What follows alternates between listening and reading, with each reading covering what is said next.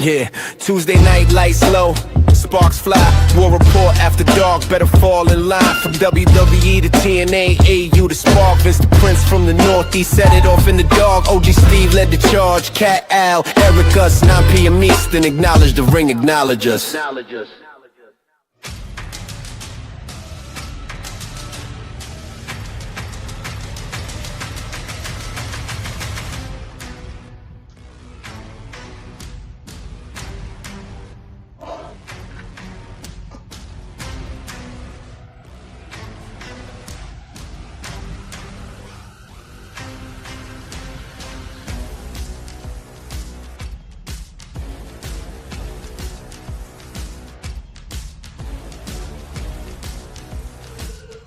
All right, welcome everybody to another edition of the War Report After Dark Special Edition. Tonight, break down SummerSlam Night 1, biggest surprises, winners, losers, storyline implications, and of course predictions going into Night 2, which gets underway in a little less than 2 hours. So thank you guys for joining us and welcome everybody to a special edition. How you guys doing? I'm great. Tired after last night, but I'm ready for night 2. What did you say? I said I'm tired from last night, but I'm ready for night 2. I got you. You know, it's one of those things. I don't really love the fact that they start these things at 6 o'clock on a Saturday, more so selfishly because I work. But it is nice that it ends earlier. You know, it's, I think if you started on time, it was over by 9:30. So, I mean, that's not too bad. I didn't get to finish it till almost midnight, but how we feeling about night 1? I stayed off our chat because Lord knows I figured something was going to get ruined, and so I caught up. I caught up after, and of course, conspicuous by his absence, the chairman who talks a lot of shit, and one thing. And one thing that caught me, that he was talking shit about the fact that the world title was not the main event. And I want to start off by saying this. I usually would agree with that. There should be nothing more important than your world title being defended in the main event of a show like SummerSlam, WrestleMania, Royal Rumble, the Core Four, right? Mm-hmm. But there's an exception to every rule. And after watching the entire show, as good as I thought CM Punk, Cody Rhodes was, they were never going to be able to outshine Oba Brock Hell in the Cell in Minnesota, potentially Brock's final match. So I feel like they made the right choice, and it had to be your main event. So I want to start off there. Do you guys agree? Or do you think Sam is right? Because personally, I think he's an idiot. And I don't understand why he even watches, because he does nothing but shit on the product. I mean, we all have our things that we like and we don't like, but he is negative 100% of the time. And, I mean, he's not like he's... Around. It's not like he's working for the... I did. Technically your fault. I did. That's on me. My bad. That's on me. Listen, I heard CM Punk bitching about this in the post show too. Oh, some people have it written in their contract that they're their main event. It's a Hell in a Cell. They're tearing the ring mat up. It was the last match. It's Brock Lesnar's, and also, I hate to say it, but Cody Rhodes very over, CM Punk very over. The star power of both Brock and Oba is bigger than both of those guys, which is not saying 100%. That they're not big stars, but like the locate, everything, all of the stuff that has to surround it, especially with the finish they gave us. If they gave us Cody Punk with Orton interfering as the last thing we saw last night, we wouldn't have given a shit. No. Awful. Yeah, I think it was smart to separate that from Roman and Rollins and have them on separate nights, because that's going to be the most focus for tonight. And I think if Oba Brock was booked on the same night, it would have been a disaster. You wouldn't have gotten the feel from the crowd the way you did. So I think it was a smart move, and I do think They made the right decision by having it the main event. And not to mention the fact, let's just acknowledge the fact that Brock Lesnar wrestled an entire match for 13 minutes. Yeah. That's And a long time for him. And full throttle, too. Correct. You know what I mean? And did not go on first, by the way. So, let's start with that match. We don't have to go in any particular order, but I thought it was very well done. I thought the callback to the Taker Brock Hell in the Cell matches, yes, with ripping up the apron and exposing the wooden planks, hasn't been done since that Hell in the Cell, so it was kind of paying homage to that. And then, of course, Brock about to do an F5 to Oba and turns it into a tombstone and sticks the tongue out and does the whole thing. I thought there was something very poetic to it, and I liked it a lot, especially when it comes from somebody like Brock Lesnar. And the sit-up laugh, too. He did the sit-up and laughed right in Oba's face, just like him and Taker. That was amazing. Yeah, it really was well done, and I thought both showed why they needed to be the main event. And what got me more than anything was the end. After the match was over and Oba's in there celebrating and Brock comes back and goes to shake his hand and says, forget it, and hugs him. I mean, you just don't see shit like that from Brock Lesnar, and then grab the mic and put him over. Pass the torch to Oba. And in my eyes, did everything to retire except say the words. I think I really think this might be it. I think they left the door open. But he retired. He already retired. This was him coming back. He done retired. He retired at WrestleMania. Yeah. You guys, good afternoon, most of all. How's everybody doing? What's up, sir? Oh, this is your pilot, Al, speaking. Do you think that they might have left it open for him to maybe have a retirement, leave the boots in the middle for like a Raw, like tomorrow night or something? You think that could be open for that, or you think it's over? I honestly think that's it. I don't think we're going to see Brock again unless he comes back to face Gunther. I think if there's a match to be had, I think that's the match, and that could be at a future Rumble, SummerSlam, or Mania. I feel like that's got to happen at one of the core four. But as of right now, I don't think we see Brock again until that happens. Last night I was thinking about it. Not last night, I'm sorry. I saw it right before I went to go see Spider-Man this morning.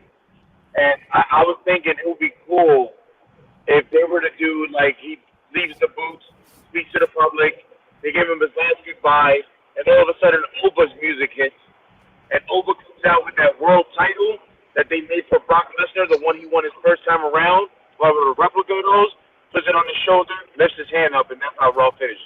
I think that would be amazing. Because that's just Oba paying it back to him because he put him over it. I think it would be nice.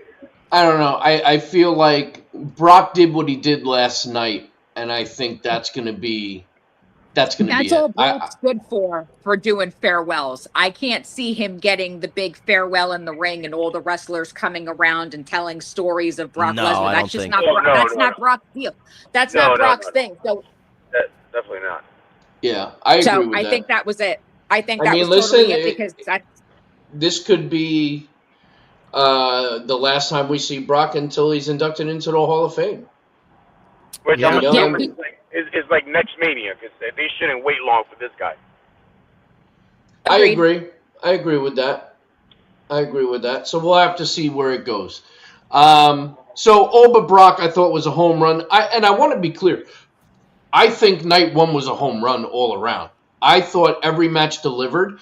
With the exception of one. We got some of it wrong in our predictions, which I'm happy about, right? Because you don't want it to be too predictable. That first match with Liv and Io Sky was fantastic. Fucking amazing, bro. Amazing. It was great from start to finish. The finish of the match I thought was spectacular. I was shocked that they didn't give it to Io and that they kept it on Liv. Not that I'm upset about it, but now where does Io go from here? What do you do with Io now is the question. But I do think either way, whether Io won or lost, the match was fantastic, and what a great way to start the show. I agree. Absolutely. I wasn't upset with that match at all. But I tell you what I really did like, though. Yeah, Raquel and Roxanne were out there.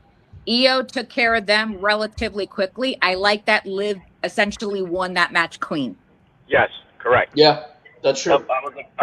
That's why I wasn't upset that she kept the belt. Exactly. They Exactly. let her win Yep. clean. I was like, all right, I'm all right with being wrong. But now, exactly. Me too. what they need to do is she spent the first 100 days of her reign without defending that title, which technically, if Jack Tunney was still the president, she would have been stripped of that title 70 days ago. You know what I mean? If we still had J.J. Dillon from WCW, she would have been stripped of that title. But no, we've got Aldis and what's his tits over there, Adam Pearce. No, I like. Here's the thing. I have no problem with the finish if she's going to defend the title and they're going to do something with her. That's I think great. they will. The other thing, the question is, what are they going to do with Io? That is a tough answer because it seems like the only Japanese female wrestler they give a shit about is Asuka. And the other ones are like, all right, well, you can do stuff, but like... Io's had a phenomenal run, though. Well, Io could also now, because of the vendetta with the Judgment Day, she can go after Raquel Rodriguez and take the Intercontinental title.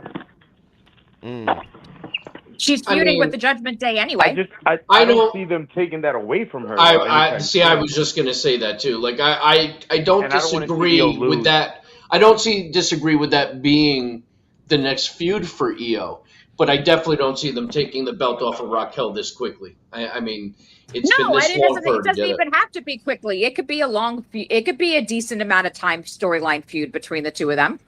Right, she could start beefing with Roxanne first, and then eventually. Yep. Right, get through Roxanne to get to me, kind of thing. Yeah, like exactly. the series or something like that, Royal Rumble. Right. Yep. Like I said, I was talking like a title defense tomorrow night or anything. We don't need her. We don't need Raquel to be a Sami Zayn, but. Right. Nah, she's not going to be a Sami Zayn. Poor We'll Sammy. have to see where that goes. Well, we'll get into Sammy. 6-man tag. We had LA Knight, Solo, Royce versus Jacob Fatu and the Usos. Another great match.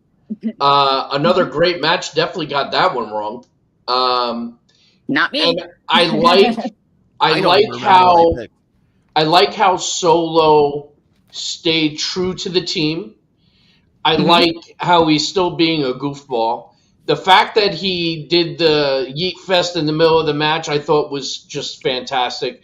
And I like how LA Knight finally got the win for his team. Now it's just a matter of what they're going to do with LA Knight from there. But I thought that was a great match, but I was shocked that Jacob and the Usos didn't go over. Now it's going to be interesting to see how Roman reacts to that. Because this is kind of a new Roman, so to speak. So it'll be interesting to see how he reacts to them not getting the job done.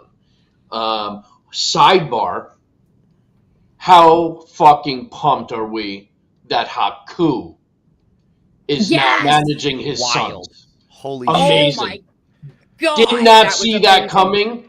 Did not see that coming. And this is going to, now I want the MFTs to have the tag titles again. Now I want to see them work those tag titles with Haku in their corner. I'm excited. Just a quick sidebar, but that I did not see coming. I'm very excited. And all I could ask is, why the fuck did it take this long? Yeah. He looks great. He does. He does. He still looks like a badass. Like, the good thing is he didn't wrestle a style that required him to, take a lot of bumps or, do a lot of weird moves and shit. All of his stuff was very, martial arts based, which is great. It's kicks and it's, thrusts and chokes and stuff. It keeps everything on the ground. So, he's walking with a cane because he's fucking 70, I'm sure. But, yeah, he looks great. He's still a scary motherfucker. I'll never complain about Haku being anywhere on TV. I think he's one of those guys that was always a missed opportunity. WCW coming back to the WWE in that Royal Rumble after the WCW went out of business and all that shit. He was Haku was always awesome. Whether he was Meng or Haku or whatever you wanted to call him, big fan. Yeah. So And this a gives legit badass. legit bad. He gives instant Yes. credibility to the group.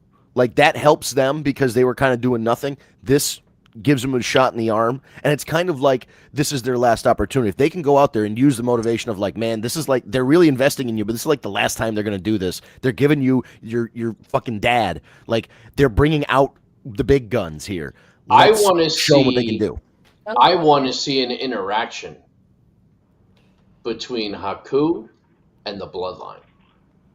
I'd be curious to see how that dynamic plays out. I have on a TV. question. Do you see this group getting any bigger? Like, do you see them maybe bringing his other son back, the one that sucks, the one that got cut?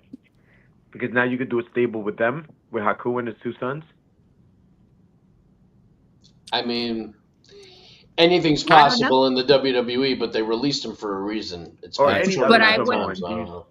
But I wouldn't mind seeing Rikishi bring out the Usos and watch Haku bring out his sons. I would never object to that type of match. Oh, yeah. I mean, we've been preaching for Rikishi to be a part of the Bloodline storyline since they started the whole fucking thing. Right. So what happens So- if this is the way we finally get it because of Haku? I would be in my fucking glory. I would not be mad at that by any stretch of the imagination. Do you know what I would Side really note pop? question. Go for it. Have you guys ever seen the video of when they showed Haku when Shockmaster went through the wall? Yes. That guy, he belly laughs and he's crying. I have He to never put that saw in the it chat. before.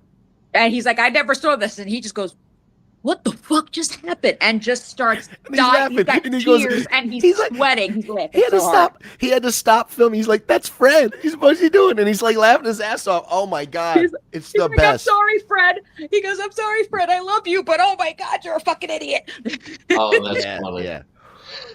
Yeah, go ahead. I want Kevin Sullivan to come out and bring out the golden thumb and have one of those guys use the golden thumb. Do you remember the golden claw thing that Kevin he gave? Sullivan's I do. dead. Kevin Sullivan's dead. Sullivan, my son, he's dead too. Yeah. Did COVID Kevin get him? Sullivan Jesus died Christ. Kevin Sullivan died 2 years ago. Where's what about then? No. What about Prince? Then King Curtis Iakea? No, he's dead too. Oh, Iakea's dead too. Yeah. How about we just have Arn Anderson pretend to do the voice backstage and then? There you go. But no, because I think it would be There's so no cool one to left from the stable of doom, Vince. I'm sorry. Jimmy Hart. Yeah, baby, here's the golden thumb, baby. No, I think it would be cool if they like brought that back because like he's got this big stick, and if one of them had the thing and he puts the claw, he puts the tongue and death grip on with the thing that they give him. Oh, that'd be cool. What was the Was guy I the from only- WCW? No, what Was I the only dude from Dungeon Doom fan here? No, I I love said the the Dungeon of no Doom. one's alive from the Dungeon of Doom anymore. That's what I just said. I can't think of what his name was. I'll tell you later. Never mind. The Warlord is still alive. Warlord is still alive. That's true. Okay, let's move on. Vince, we'll get the Berserker. How about that? Huss.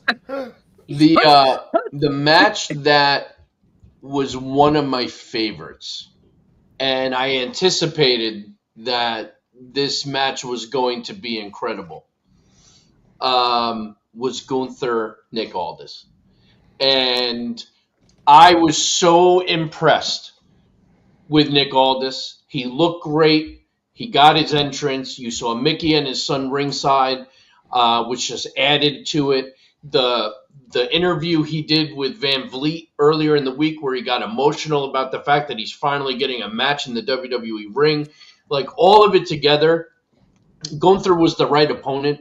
The pacing of the match was great. Nick Aldis got to shine and show people that he can still go. And there were moments in that match where you really thought, holy shit, they're going to let him go over on Gunther, which I think would have been a mistake. I think they made the right decision. Gunther had to go over. But it did not hurt Nick in any way. The only thing I'm disappointed about is he's now been reinstated as general manager, which means he's back to being off the roster. And I think the performance was so good that they should have allowed him to stay talent. and let him have feuds and let him wrestle because he looked fantastic. Does he have That could health be issues? Could that be a reason though? Is there something with his health that he can't really be an all like a everyday superstar? I don't know for sure, but what I can tell you is he did not show any signs of any of that Look, last night. I'm probably the only one out of all four of us that's never seen him wrestled, right? And I was very surprised with that guy. Like the first thing in my head was like, why isn't this guy a fucking wrestler? Like, why isn't he a wrestler? Like, it made no sense to me. But he's good, man. He's real good. I was highly surprised. That was a very good match. See, but that's what's so great is to have somebody like you who was not familiar with his in-ring work and to be able to see how good he truly was and that he can still do it. And I like how they recapped everything he has done in the business leading up to the match. You know, that he was TNA World Champion, that he's beaten people the likes of Cody Rhodes and Kurt Angle and RVD. And I mean, the names go on and on. So I'm glad that he got his moment. He put on a hell of a performance. And again, I just wish we'd get more of him in the ring. I mean, he was great, even as a heel, as a face. I mean, he was just fun to watch. Magnus was awesome at one time, and that was the name he used in other companies. So we'll see. It could be storyline him just being back to general manager. You never know.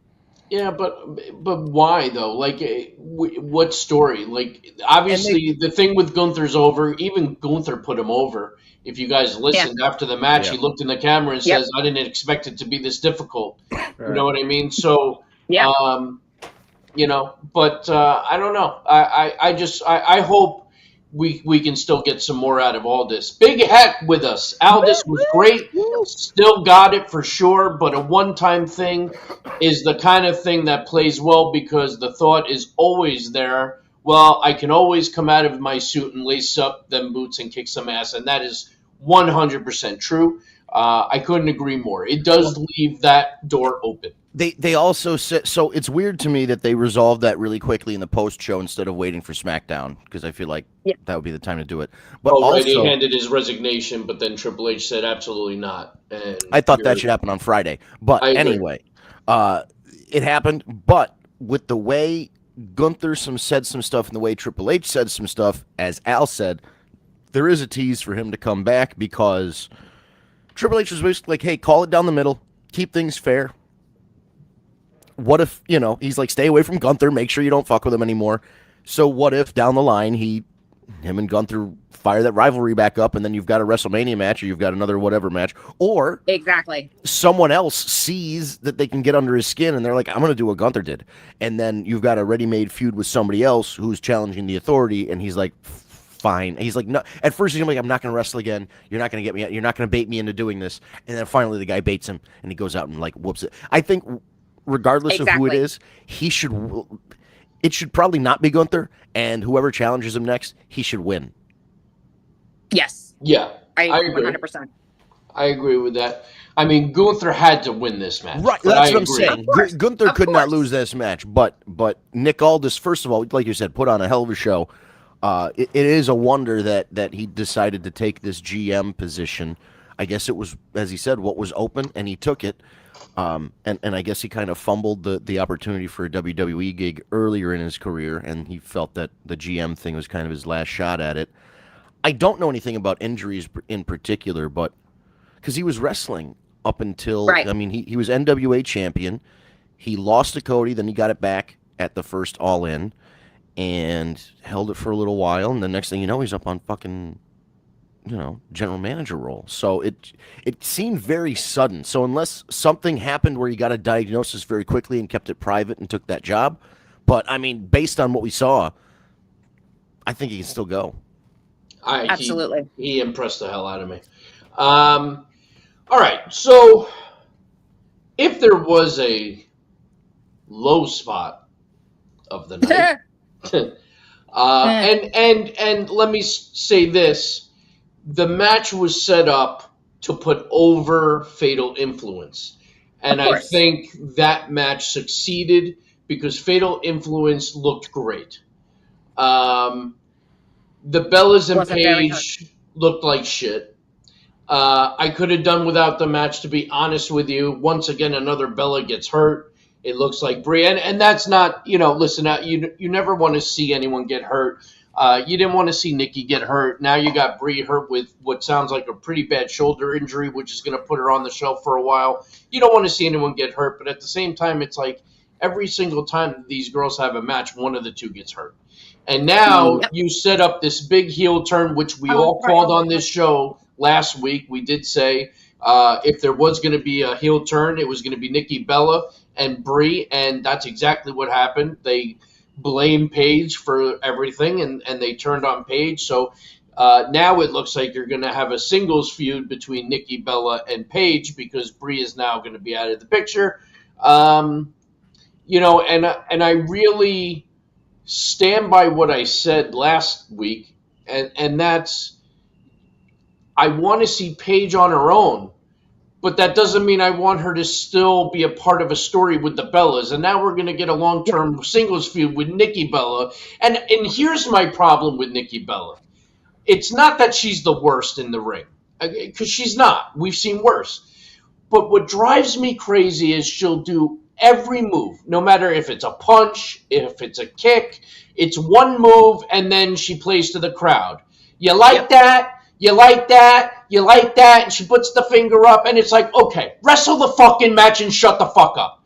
Like, it's just too much. Like, it's just too over the top, and it doesn't, like, you're not all that to me. And listen, they have the Bella Army, and it's strong, and God bless. And it's not that I don't like them, but I don't need a singles feud now between Paige and Nikki. I want to see Paige go out there and have a feud with the Bird Lady, or bring back AJ, which we'll get into. Like, there's so many things. So I don't know. That's my biggest thing. And we've got Tanya Howe 512 clapping at that. So apparently Tanya agrees. So thank you for that. But yeah, I mean, it's just enough already. Like, Paige needs a feud, and it needs to be not with any affiliation with the Bellas. But it looks like that's where we're headed. So, but also we're talking about these mid-2010s divas who are now 10 or 15 years older, trying to wrestle a style that they're not used to, and like trying to keep up with these younger wrestlers. So it's like, but I still think Paige could do it. The problem is Paige is so much better than Nikki and Brie that 100%. The match, I don't know that she's going to make Nikki be able to look as good and get through a match. You know what I'm saying? Like, if anything, it's going to make Paige look like shit. Yes, exactly. And that's the part that pisses me off. Like, it's nowhere. You said you don't like, you have nothing against the Bella bitches or whatever. I have everything against the Bella bitches, and I'll be perfectly honest about that. I do not hide that I cannot stand either one of them. And it drives me nuts. When we made this division, we made it what it is. No, you didn't. Shut the fuck up and sit down. I'm so sick of those two. They did advocate for the women to get more TV time and more match time because they were drawing higher segment, like quarter-hour segment ratings. And they had did but they did it after doing Total Divas and Total Bellas and all that shit. But it had nothing to do with the fact of what they could do in the wrestling ring. Yeah, they're terrible. Well, no, but hold on. But to Vince's point, there has to be some credit due because they were a part of the generation that got away from the bra and panty matches, that got away from the pillow fight matches, that got away from all that shit. Like, wears fucking bra and panties to the ring to begin with. Though, of course, that's not the point, though. But they're having physical matches. You know what I mean? Like, so you have to give them some respect to the fact that they were a part of that crop that got away from the divas shit. You know what I mean? Now, granted, the four women that really advanced everything and got away from the divas, obviously, you have to give all the credit to Charlotte, Becky, Sasha Banks, and Bayley, right? And Paige and AJ. Paige, AJ, Becky Lynch, like all of them really took it to the next level, along with Stephanie McMahon, right? Because she was a very big part of the revolution. The inventor of women's wrestling, according to that 60-minute long speech she gave at the Hall of Fame. Yeah, Exactly. which I mean that's fine, but But you see, know, but so here is what, like, but no, but like again, still, yes. So they started the pioneering of it. I will give you that. That's fine. But as the continuation of it happens, like when the original Evolution got announced and everything, and all the women in the ring that were announced for Evolution were all part of the Evolution that was currently happening in the WWE. Now Nikki has to come back to challenge Ronda Rousey. That was stupid. This whole thing about Nikki Bella being the number one contender to take on Stephanie Bacchier earlier this year. It's stupid. You do not have what it takes to keep up with these wrestlers. Right. well, So and that I agree with you so stop putting them in the fucking ring with these wrestlers. especially against somebody like a Stephanie Vaquer, who Exactly. is so far beyond anything you could do in the ring. If anything, it just holds that talent back because the moves aren't going to look as good because she's okay, but she's not great in the ring. Like It's said, just not. The goal last night, like you said, was to make. I'm sorry, what was that faction name? Fatal Influence. Fatal influence. I always say toxic attraction. I think of it's very similar. Yeah. Very similar. Those three did not need the Bellas to make them look good. I agree. So that's where my issue is. And not for nothing, if you can hear all the audibles and all the calls that are happening on your live television while the match is going on, you have no one invested. You could hear every single thing going on during that match because nobody gave a shit whenever the Bellas were in the freaking ring. I didn't hear any of it. I didn't hear the calls, but you can hear possible. you hear Brie and Nikki talking to each other, and like she was asking. Nikki was outside by the corner of the ring. Brie, are you okay? Are you okay? And she goes, no, it fucking hurts. You can hear it. Well, but that could be just advancing story too. I mean, that's no, it's after when Brie hurt her shoulders is what I'm talking about, though. Oh well, yeah. You know what? That still advances you're catching it. You know, I think because it was real, they're like, we gotta, we're gonna catch some of this audio. Right, but that was the thing. The whole match or whatever you hear, it just like I said, it reminded me too much of the Divas days of wrestling, so it pissed me off. Yeah, but they're gonna use that audio in season 4 of Unreal. So I got a text from Johnny Ace saying Brie Bella tore her shoulder. You know what I mean? And they're gonna have all little squares. It's gonna be a square of Triple H's face. Of all people, you have to use Kathy Laurinaitis' ex-husband. I know. That's why I felt it was appropriate. But no, it's just. Also, I had to look it up. No knock on women's athletes, but they are going to be 43 years old in the fall. Both the Bellas. Ugh. And as a 39-year-old guy who knows sometimes when I just go to walk and pick something up, it hurts. I can't imagine being a pro wrestler at 42 and then also being like, shit, they had kids. You know what I mean? Like all of this other stuff on top of it. And now you're trying to wrestle at almost 43 years old. Like, I appreciate you wanting to go out there, but why? But in the defense of that, Trish Stratus can come back and still look good doing it. Facts. And she's got kids and she's older. And look at Becky Lynch. She's having some of the best matches, she's had, and that's Becky Lynch. She's got to be late 30s. Yeah, Alexa Bliss. I don't know how old Alexa Bliss is, but she's a mom on the road and everything that. Right, and but they're not 43. Okay, Becky's 39. Okay, so Trish is how old? Trish has got to be in her late 40s, if not early 50s. Right, that's what I was thinking. Oh, that's fine. It could be early 50s. She's got to be older than me, and I'm 46. All right. She is 50, going to be 51 in December. Yeah. There you go. 51. But I think she also lives I don't know, she does the yoga and all that shit. Like, I feel like Trish is on some different level with, nutrition and health and all that. So maybe that's why she's But maybe so. But 50. then that's what the Bella bitches need to do to survive in the ring. Maybe they should call up Go call Trish. DDP. But go call DDP. The fact that a Bella twin got injured in this match didn't surprise me. It sucks that it happened, and it also sucks that it happened to the opposite one. So now it's like, oh my God, we got one and not the other one. What the hell are we doing? But it didn't surprise me. I'm like, I think this is just a sign that the universe does not want the Bellas to be back together. Thank you. Yeah, Because every time they're both healthy, one of them gets hurt. that is the truth. They're twins. It should be happening at the same time. No. That's fucked up. Cody Rhodes, CM Punk. So here's my take on that one. I thought that was a true wrestling match.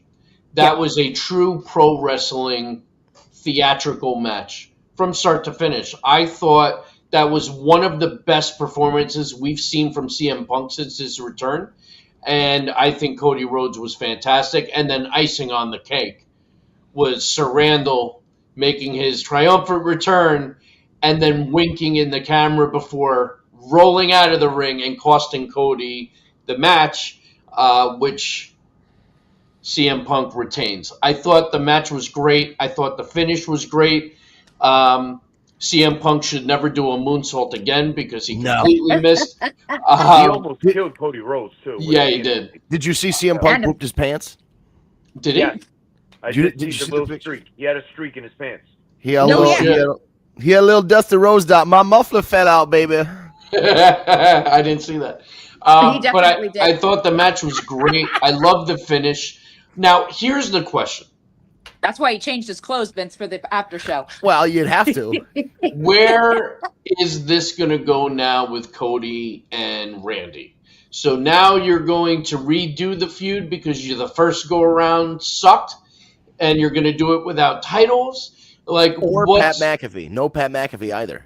Well, yeah, no, you can't have Pat McAfee. So I got a text from Big Heck at 3:43 this afternoon, and I quote, "Orton running in reopens a story that they botched the first time. Why are we going back to it? There's no belt, so what's the purpose and what will it serve?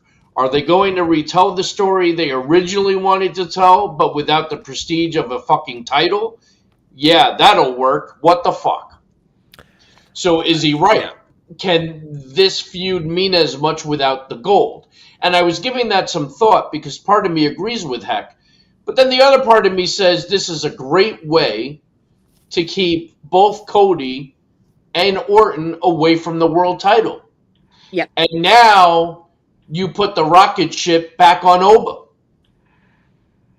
See, I wonder if Oba should just come out and beat CM Punk like Diesel beat Bob Backlund. 3 seconds? Just 3 fucking seconds. powerbomb the fuck out of him and then pin him, and then that's just it. It would put him over big. But the other thing I'm thinking is, what if Randy Orton, in his chase to beat John Cena in the world title count before his retirement, is the one that beats CM Punk, and then you do eventually have Cody and Randy for the title, because there is a lot of history also between Punk and Orton. Maybe as a pit stop in between having your big blow off between Cody and Randy. Here's I have a thought. I don't know. Here's what I was thinking. Cody's in a tough spot because he is like the modern top guy, and he does get good reactions, but then they put him in there with guys that are basically legends, and then he gets... De facto, Cody was booed against Cena. He was booed against Randy Orton. He got a 50-50 reaction against Punk. You know what I mean? If they put him up against Orton again, is the crowd going to be behind Cody, or are they going to be behind Orton because he just came back and had this big SummerSlam surprise return? It just feels like if we put him right into another feud with another legend, unless he turns heel, this whole act ain't working. Like that's not, he can't just keep going up against these legends and have to like be a babyface versus babyface. I respect you, but I want to beat you kind of thing. Like we did see a lot of heel tendencies come out of Cody during that match. Absolutely. So I think they are leaning more in that direction now than ever. Even the way Cody was laughing at the crowd at the very beginning when they were booing him, you know, like I think a heel turn is in the very near future for Cody, and I wasn't able to say that a month ago. But you're starting to see signs from Cody himself that this could be the way it goes because CM Punk was the beloved one of the two in that feud. You know, it wasn't split down the middle at all. Right. You know, it was almost all for CM Punk. Outside of the entrance and the whoa, you know, in his music, the crowd was booing him. So it's very possible. Kevin Abreu D4X over at YouTube. Triple H don't let fan booking matches. I need you to elaborate a little. If you're still watching, give us a little more elaboration, because Triple H shouldn't let the fans book the matches. That's his job. But at the same time, I think Triple H listens to the fans a lot more than Vince McMahon ever did. So if you're still with us, or if you're listening, give us a little more where that's coming from. Do you guys agree with that? No. And then I was going to say one thing too, because like what Big Heck said to you about letting, you know, Randy Orton and Cody Rhodes happening again without a title. If you go back to like when they were part of the Legacy, and if you make this whole story like how they've been doing with Seth and Roman, like these chapters explaining everything that has transpired between these two for the X amount of years, even without the gold, you could say which one of us is the better man from that group to make that story work. Well, I don't even think that's a question. I think if we go collectively around the room, we write it on a piece of paper, and then we see what the answer is, I think most of us will have Randy Orton is superior. Agreed, but when you're dealing with IWCs, you never know. And I'm gonna tell you what, like Steve said something to me before that brings me to a joke. I forget. I think it was Cat Williams that said it once in a stand-up. So Cody Rhodes is a fully loaded Chrysler 300, and he looks like a phantom. He really does. I remember this bit. Until a phantom wrestler, Mm-hmm. a goat like a Randy Orton, a John Cena, a Rock, etc., pulls up next to him, and you're like, oh, I forgot that was a Chrysler 300 fully loaded. So that's the way I see Cody Rhodes when you put him at, like, he's not that, right? Yes. Is he a great superstar? Absolutely. Is he one of the greatest? Hell no. So there's a difference between a great superstar and being one of the greatest, in my opinion. He's not. Cody is going to go down as one of the greats. I'll have to wait for that, because for me, he's not. Like, he's not even a top 10 wrestler for me. You are in the minority on that one, and I'm not saying that I don't disagree. I'm just saying in general, you are in the minority on that one. The irony of that, I'm the minority anyways. That's true. That's true. All right, so we're getting close to the top of the hour, and everyone's going to have to start getting ready for night 2. So on that, night 2, we got Roman Seth, we got Penta Gable, we got Williams Corbin, we got the ladder match with the women, which I think is going to open the show, just a guess. Yeah. And I think that's all the matches we have for tonight. So what am I missing? Danhausen. Right. Danhausen, very easy, good call. Very nice. Right. That's right. Human money's on a pole match. Human money's on a pole match. Did you guys see at Fanatics Fest? Danhausen rolled up in an ice cream truck that was completely Danhausen, and they had a spindle wheel, and it said either very nice or very evil. And if you landed on very evil, you were given a Danhausen evil ice cream bar that was covered in tahini and chili pepper. And if you got very nice, you got a very delicious ice cream bar. I would have been okay with either. Sounds good to me. I was going to say, I want the evil one. I kind of would have wanted both of them. But I thought that was very cool. I love all the attention Danhausen's getting. Steve, didn't you learn anything from the one chip challenge? Hey, listen, I survived. Yeah. I survived, and I was a champion. People died from that, so you really survived. That's right. I didn't even have a beverage. Wow. Nothing. My ass fell out, but that's another story. But outside of that, oh my God, I can handle heat. Are we picking who we think's going to win tonight? Yeah, so let's start with Roman Reigns, Seth Rollins. I got to go with my gut, and I'm going to say that Reigns retains the title. That's right. Yeah. Acknowledge your tribal chief, sir. It's Zilla fought be. too. Oh. He's still betting on Zilla showing up tonight. You know what? I'm losing faith in my hopes of that happening tonight only because I've been seeing stuff on social media of an upcoming indie show that he will be attending. And I feel you can correct Steve. Go ahead that he forgot one. Go ahead. Sami Zayn and Finn Balor. Oh, you're right. I did forget about that one too. It's probably because I don't really give a shit. Number one contenders match. That's right. Yep. I forgot. But And you know what? and- I shouldn't say I don't give a shit because I'm glad they at least found something for Sammy to do. Because like we said, you can't have a SummerSlam without Sammy. Hey, look, Steve, you got him in. That's you got right. him in. Pen to Chad Gable. I'm going with Chad Gable. I think he's winning Agreed. the IC title tonight. And that match has all the potential of stealing the show. You got Trick Williams, Baron Corbin. As much as my gut is telling me Trick Williams, I'm starting to think now maybe it's got to be Baron Corbin. And I'm thinking there might be a title change tonight. I think maybe Baron Corbin and then maybe Carmelo interferes and that's how Trick loses. I don't know. I feel like something's going to happen, but I feel like Baron Corbin is either going to win or there's going to be shenanigans that makes it like a DQ or something where... Yeah, the other day on Tuesday, I mentioned that I thought it was weird that Baron would come back, challenge for a title at his first big event back, and then lose. But I also was of the mind that Trick Williams really shouldn't lose. I was like, why are we doing this match right now? If you're going to build up Baron Corbin to take the title off him, it really shouldn't happen in his first big match back. But Steve is making a very good case, and I think over the last 5 or 6 days, my opinion has shifted to Steve's, where I think Baron Corbin might be taking the W home. Shenanigans could be in order. There could be interference and all that, but I think you might be onto something. Yeah, I do, and I like the new music. I like his attitude.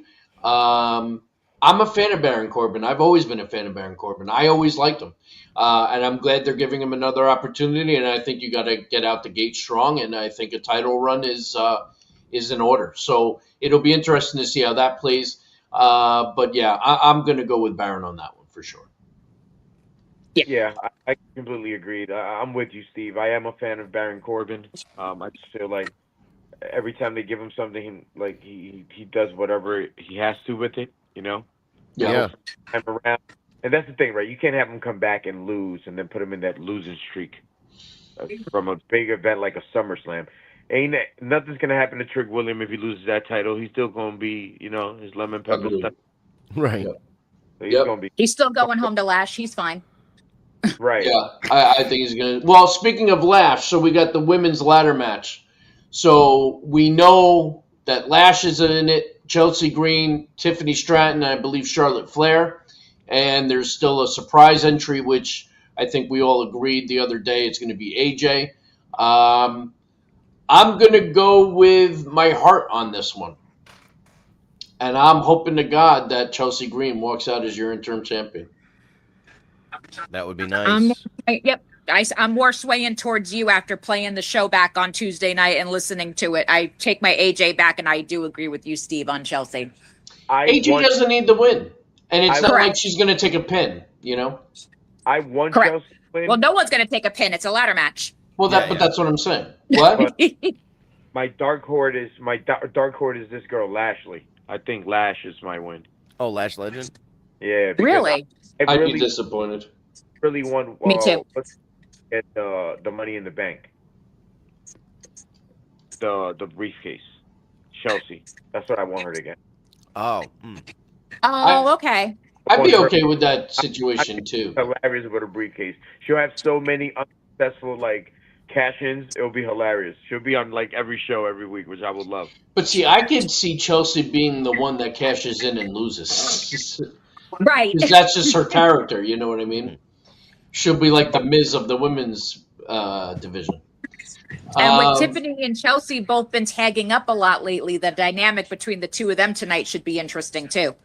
Yeah, I agree. I like those two together. I like how they're friends now. I do too. And doing the thing, matching gear. Yep. Well, they're going full tag everything team. Chelsea. They are. Everything Chelsea to me is gold. Yep. So your son pointed out Sami Zayn and Finn Balor for number one contender. I got to go with Finn Balor. I think they keep the whole Agreed. Justice for Sammy thing going, and to do that, he's got to lose again. So Yep. I could see that happening. Yeah, I could definitely see And that Finn needs a happening, title, unfortunately. and Finn needs a redeemable title shot that the rope rings don't break, or whatever. Well, So let me ask you guys this: Finn Balor wins. Sammy attacks Finn at the end. Do we get a surprise return from Kevin Owens. Yep. Maybe. That's what Alex has been saying it all could- day. Kevin Owens is there. Yep, that's what I heard. So there's always a chance, and from everything I've been hearing, it's not confirmed, but everything I've been hearing is he's cleared. So now it's just a matter of when. How long has it been he's been out now? It's been a year, almost a year, right? Last SummerSlam, last year's SummerSlam. So it's been a year. Supposed to take on, He was supposed to take on Randy Orton, and he couldn't. Right. So it's, it was Mania, and then Joe Hendry came out. Sorry, last you're year's right. WrestleMania. You're right, Mania. Sorry, so almost a year. over a year. Over a year. over Oh a yeah, year and a last half. year's Mania. Yeah. So Last year, yeah, it's time. I can't believe it's been that long already. I know. I thought it's been long. You know, I got a suggestion for Survivor Series since we haven't seen one of these in a while. Forget about the War Games match, which I guess you could still do. What about a 6-pack challenge Hell in a Cell for the WWE Championship? Throw it back to the early 2000s for either one of the titles, because you've got enough star power where there's a lot of guys vying for that number one contendership. You just put them all in one. Like, imagine Finn, Sammy, KO, Randy, Cody, and Punk doing that match. I mean, I wouldn't hate the idea. You don't hate it, yeah. I wouldn't hate the idea. We haven't done one of those in a while, and I know it was because Rikishi took that stupid bump onto the hay bale truck, which was actually really fucking dangerous and stupid, and he shouldn't have done it. But, like, I don't know. Yeah, but to see a big guy like him do it at the time, you know, it was cool to see. All right. Well, on that note, we've given our predictions. We are at the top of the hour. I want to thank everyone for joining us. Vince will take us home, and we'll be back on Tuesday to recap night 2 of tonight's SummerSlam. Yes. And on that note, Vince, take it home. Tuesday, 9 p.m. Eastern, another edition of the War Report After Dark, live on Facebook and YouTube. So if you go wherever you're watching right now, just come back 9 p.m. Eastern time, Tuesday night. So if you're on the Facebook, you go to Tag Me a Date in the search bar. It'll bring up our page. Hit that thumbs up button or the follow button, and our live show will show up in your news feed. If you're on YouTube, you type Tag Me a Date in the search bar. You subscribe to the channel. You hit the notification bell. You get a notification 30 minutes before we go live. And you can just tap that notification or go to our YouTube page, and you see the show. If you want an audio version instead of the video version, just go to your favorite podcast app, Stitcher, SoundCloud, Spotify, Google Play Podcasts, Apple Podcasts. Type in Tag Me a Date, type in the War Report. You'll see our logo. You'll see our name in the description. Just hit the subscribe button. Between the shows, either Steve or Ryan will grab the MP3 file and just upload it right to the podcast thing. So as long as you're subscribed, it'll just upload right to your phone or your tablet, so you can take it with you while you're driving or cooking or doing laundry or going to the gym, whatever it is. If you're watching this WWE SummerSlam pre-show that I had on in the background that has been absolutely nothing for 2 hours and no matches have happened, you can listen to our podcast instead, because at least we'll talk about stuff. And otherwise, follow us on social media at Tag Me a Date, and most places on Facebook, YouTube, Twitter /X, and Instagram. On TikTok, it is The War Report Podcast. It's all that. The War Report Podcast. You'll see the page pop up. Hit that follow button. On social media, we post reels and shorts of what we talked about leading up to Tuesday's show. So we'll be back Tuesday, 9 p.m. Eastern for another edition of the War Report After Dark. Thank you to everybody, Hector, Tanya, Kevin, everybody else in there. We will see you Tuesday night. Have a great SummerSlam.